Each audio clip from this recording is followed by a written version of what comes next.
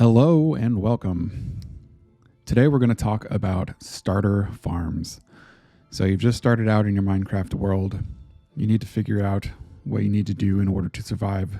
And I'm going to walk you through what my 5 favorite things are to do when I first start out a world in order to be successful. So here we are, we're starting out in our dirt hut in the side of a hill. But let's say that you are just starting out. So the first farm that we're going to talk about is a pretty simple farm, just a tree farm. So all you really need in order to make a tree farm is the saplings of the tree that you want to farm and dirt. So start off with just punching some trees here.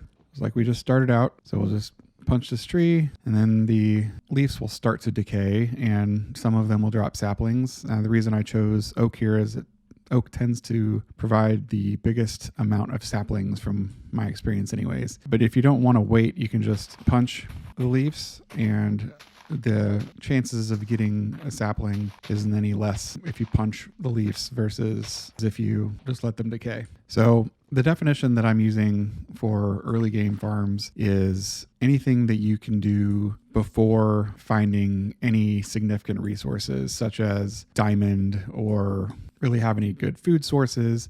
There are a couple farms that I'm going to talk about that do require iron. The reason that I am going to include iron in some of these farms is that you can pretty easily find iron as long as you can find a surface cave. It looks like we had a sapling drop over here. Let's see if I can find it. There it is. Essentially just wait for saplings to fall, and then once you have one, then you can just plant it in the ground and wait for it to grow. There are a few things that I'd recommend. I certainly recommend picking up as many different kinds of saplings as you can as you explore the world. The first tree we had here, these were oak trees, and then this is a large spruce tree. As you can see, there are a bunch of spruce trees over there, so you could go to that biome and find spruce trees to get saplings from. Then dark oak, you're going to find in your dark oak forest. The acacia tree here, you'll find in the taiga biome. Jungle tree, you'll find in the jungle biome. And this is a small variant of the jungle tree. So the jungle tree can grow in a 1-block variant or a 4-block wide variant. The same holds true for the spruce over here. I left myself some saplings over here. Say that I found them as I was exploring. So you already saw oak. So like I said, oak, you can just plant in a single formation and it will grow to various sizes. There are many different variants of that tree. Usually it's fairly easy to find spruce. So with spruce, you can either plant a single tree to grow a single wide variant, or you can plant 4 in a square like that, and that'll grow this larger variant. One thing to note about the larger variant of the spruce tree is that it will convert the ground underneath it in a certain diameter into podzol. One thing that's really cool about podzol is that you can plant mushrooms on it, and in general, mushrooms won't grow in the daylight on regular dirt. So you'll see them pop up off the grass. But podzol and mycelium are the 2 soil types that you can plant mushrooms on, and you won't see any issue with them growing during the day. It's kind of a nice setup for another farm when you start farming mushrooms. So then there's the dark oak. The dark oak, you can only plant in the 4x formation, and it will always grow a big wide tree like that. But there are some varying different sizes. For acacia, it's the same, where there's just a single block wide. You can't plant these larger than this, and they'll always grow in this interesting formation with an angle to it. The wood from these trees is kind of orange. Some people like it, some people don't. I kind of like it. I particularly like the doors and trapdoors of the acacia variant. For jungle, you can just plant a single jungle tree to make a jungle tree like this one. This is a single wide, or you can plant 4 of them, just like we did with the dark oak or the larger spruce variant, and it'll make these giant jungle trees that have vines on them and are significantly bigger. I always recommend building the larger variants if you can, especially for a tree farm, because that way you can get more wood out of them. And last but not least is birch. So this here is a birch tree. Birch is not my favorite wood, but it's a kind of lighter wood, and you can only plant it in the 1 sapling formation. You'll get various different sizes of birch trees, but they are nice to have. I always like to have as many variants of trees as I can in order to have any wood that I need whenever I want it. So that farm you can make without any tools. All you need is your fist and some land to plant on in order to make that farm. So one thing you'll always need in Minecraft is wood. So might as well get a nice tree farm set up to begin with, so you never have to worry about wood, at least while you're near your base. The next farm I always make is a wheat farm. Now, the concepts that we're going to talk about for the wheat farm, you can use for other types of crops as well, such as carrots, potatoes, beets. But seeds are the easiest thing to come by early in the game. You can find seeds just by punching grass. So I'll run around here and punch some grass until we can find some seeds. Usually you don't have to go too incredibly far. There we go. All right, got a couple seeds there, so that's a good little start. So, I mean, usually I try and get maybe 8 to start off with. So let's keep going. We're almost there. And 8. So in order to make a wheat farm, you need to have a couple things. One thing is grass to make the farmland from, and you will also need a bucket. So this is one of those examples where you're going to need to have iron, at least in one formation. You can make the farm without the bucket, but I usually try and get a bucket just because I like to make this variant of farm that I'm about to show you. And I'll show you the other variants that you can use that you don't need a bucket for. First things first, I provided myself a little bit of iron here. One thing as far as getting iron, obviously you're going to have already made a stone pickaxe and then gathered iron with it. So we'll come over here and make some planks, and then we'll need to make a crafting table. And within the crafting table, we're going to need to make a bucket. So you need 3 iron for the bucket, and you'll need a hoe. So really all you need is a wood hoe. So let's make some more planks here. There's no need to waste stone, especially early off, to get a hoe. So just make one out of wood to begin with. Then you're going to want to find a water source. So we've got a water source right over here. Use the bucket to grab some water. And then I marked out this area. So the dynamics of making a farm is that the farmland has to be within 4 blocks from a water source. What I generally do is I'll find where I want the middle of my farm to be and take out a piece of dirt, put some water in there. Then I went ahead and marked out around here for 4 blocks out from the water source in every direction. Usually I'll just start with making an X, and then that gives you a good guide to make the rest. So you can just follow the pattern created by that. And I accidentally did these two. As you can see, this piece has already switched back from farmland to dirt because it's not going to be hydrated enough. Let's keep making the square here. You can see that the dirt is getting this darker color. The darker color indicates that it is hydrated enough in order to be farmland. Let's finish this out. There we go. So now we've got this 9x9 patch, and it is starting to get hydrated, and it'll be ready to start planting. When you're first starting out, if you don't want to plow all of this area, really you only need to plow as much space as you have seeds. So then you'll just take your seeds and right click on the spaces that you want to plant the wheat, and you can wait for it to grow. And then once it grows, you can just harvest it by punching it, and that will give you a clump of wheat and some additional seeds. And then you can use those seeds to plant additional wheat. I'm going to go ahead and switch over into creative mode here real quick and change the random tick speed to something larger in order to make the wheat grow faster. Just to give an example. So there's the wheat growing, and you can see the various stages there. You can see all of this is ready to be harvested when it's this nice golden color. So when you punch a piece of wheat, you'll get this clump of wheat here, and then you'll also get seed. So with that one, we only got 1 of each. Sometimes you'll get multiples. So see that one I got 3 seeds from. So this harvests everything that you've got, and then you'll have more seeds. And so I got 24 seeds out of those 9 that I initially planted. And then you can just plant all the seeds that you have again. And then you just rinse and repeat. You just keep doing that until you've got a full space here where you can grow all the wheat. One thing to note is that if you have multiple crop types, which you probably won't have at the beginning, but you can get later, you can alter rows of wheat and then another crop and then wheat and then another crop, and they will grow much quicker. Not exactly sure why that is, but if you do that, it'll grow quicker. But in general, you're going to start off with wheat just because that's easiest to come by. One other thing I wanted to show is the different types of farms that you can make that you don't need a bucket for. One option is you can build your farm along a river. With this, all you need is the hoe and seeds, and you can just till 4 blocks out from every edge block there where it touches the river, and it will create the farmland for you, and then you can make a kind of neat dynamic looking farm that way. Or if you just have a pond or lake nearby, you can till 4 blocks around every lake perimeter block and make a farm that way. So those are a couple different ways to make it look just a little bit different than your standard square farm. Another thing you're going to want is provide lighting near your farm. That will help your farm grow more quickly.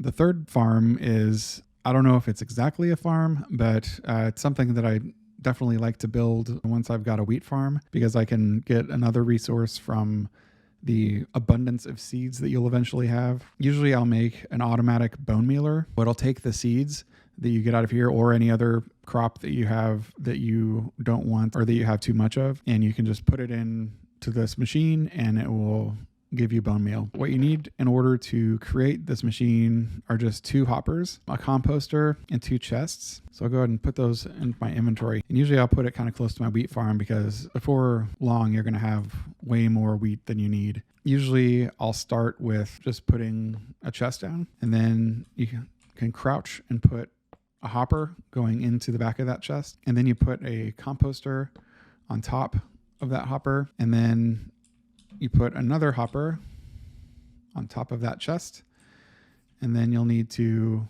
put another chest on top of that hopper. So we'll just get ourselves high enough here that we can put this additional chest up here, and we'll have to crouch to do that because if we just right click on the hopper, it will just open the hopper. So if we crouch and then place it, that'll put a hopper on top of it, and then this is the machine. So the top chest here is going to be filled with whatever you want composted. And it's going to feed into the hopper, which is going to feed into the composter. And the composter, you can either manually or use this type of machine to put crops in that you want to create bone meal out of. And in this case, the bone meal that's created is going to go into this hopper at the bottom and kick out into this chest. Let's give ourselves some seeds and show you how it works. We'll say we've been farming here for a while. We've got a bunch of seeds we don't need, so we're just going to dump them into this top chest. So it's going to start feeding out of the chest, and you can hear it filling up, and you can see the hopper filling up. And when it gets to that point and then goes back down, that's when it creates a bone meal. Look at the chest down here. You've got a bone meal. So bone meal is super helpful if you need to grow something faster. So you can use it to grow your trees faster. You can use it to grow a crop faster into the various stages if you need to hurry through making a crop for one reason or another. So out of all of that, we got 3 bone meal for 64 seeds. So it's not the most efficient thing, especially with seeds, but it works. You can also use it with pumpkins if you have too many pumpkins or melons or any crop that you have, and they all have various values of how much they fill a composter to make the bone meal. So now that we've got some wheat and some wood from our wood farm, we can start to make fences. And there are a couple different kinds of farms you can make with just having fences and some wheat. One of them is a wolf farm. So I just made a basic fence containment area here with a gate on it, and I built it over by where these sheep are. So with sheep, you can lure them with wheat. So you just go up to them, see this guy is happy to see me. I've got wheat, and you can just have him follow you into your enclosure here. And then he's trapped, and then you can get a few buddies for him. Once you have at least 2, then you can use the wheat to breed them and make more. Now that we've got 2 sheep in here, we can just use right click a wheat on each of them, and they have the hearts that show up, and then they will make a baby sheep. If you don't have a ton of sheep nearby, you can just keep doing that over and over until you've got a whole pen full of sheep. You don't ever have to kill the sheep, especially if you've got an iron. All you need is a couple iron, and you can make shears. And once you have the shears, you can just right click on the sheep and it will give you the wool without ever needing to hurt the sheep. But you can eat the lamb. I generally use steak as a food source. So let's go talk about a similar variant with a cow farm. So here we are at a very similar enclosure to what we used for the sheep farm, and you pretty much just do the exact same thing with the cows. So one of the cows actually jumped in here. He jumped off of the chest and went in there by himself. But let's go grab another cow and put him in the enclosure with his friend. So they will follow you with wheat just like the sheep does. And you can use a similar tactic with pigs and chickens. With the chickens, you use seeds, and with the pigs, you can use potatoes and I believe carrots. We will go ahead and breed these cows up. So once again, just right click on each of them. You'll get the little heart signs and they will congregate, and out comes a baby cow. We just keep doing that over and over. Unfortunately, you do have to kill the cows in order to get what you need out of them, but there's another way you can do that that's a little bit less brutal than just stabbing a bunch of cows. So let us talk about that. So this device is a cow crusher. You can use this to breed a bunch of cows in one spot, and they will end up hitting a max entity limit. So there can only be, by default, 24 entities that can push each other in a single space. If it goes beyond that, then the additional entities will start taking suffocation damage. When you do this with cows, it will only give the suffocation damage to the adult cows. So the baby cows that are made, you won't have to worry about. So clear this out and right click, and you can just kind of go in kind of a smiley face and just keep doing that until you don't see hearts anymore. So it looks like we've got pretty much all of them. So you can hear the baby cows in there as well. And then go down here and look, and just from that we've got 15 leather and 20 raw beef. There are things you can do to make automatic cooked beef, but I like, at least at the beginning, to cook the beef myself so that I get the XP from it. Let's go over what all it takes to make this device. It's super simple. So all you need in order to make the cow crusher is a hopper, a bucket of water, a chest, some building blocks, one staircase, 2 fences, and 2 cows. First off, you need to have a chest, and usually I'll just put the chest in the ground over here, and then you can clear out a little area around it, and then you're going to put one hopper going into the back of that chest, and then you can fill the area around with building blocks of your choice and put one upside down staircase right above the chest so that you can open it still. If you put a solid block, you won't be able to open the chest. Then up at the top, you just need to put 4 more solid blocks here. You can put a water source on top of the hopper, and that will make it so that the cows will keep jumping and pushing each other around. So then the tricky part is to get the cow into the device. You just have to lure a cow over, similar to what we did previously. And you can get the cow to kind of come up onto the top here, and then you can just keep pushing. You just have to kind of be patient, push the cow until it ends up falling into the machine. So it can be kind of tricky, but you only have to do it twice. I've got 2 cows here, so maybe I can luck out and get them both to come in here. Sometimes it's helpful to just fill in the corners here so that you have a little bit more space to make the cows move around. So see if that helps. One note is that you cannot use this trick. There we go. We got one. You cannot use this on Bedrock Edition. They must not have the same entity cramming rules or something along those lines. So yeah, this will only work on Java Edition. There we go. So then in order to keep the cows in there, you're going to have to put a fence post on top of them. Then you can break that fence post. So then you just have the one fence sticking there. So all you have to do is get 2 cows in there, and then you can feed them so that they'll breed. And you just have to do that over and over and over again until you have 24 adult cows. And then once you start feeding from that point on, they'll start to provide you with raw beef and leather, 2 resources that are very helpful to survive in Minecraft. So that's going to be it for today. I hope you enjoyed these 5 ideas for farming materials to have success in your early Minecraft days. I'll make some additional videos for other further along game farms, but this should get you started in your first few days of your Minecraft world. Thanks for watching. Please like and subscribe. I'll talk to you soon.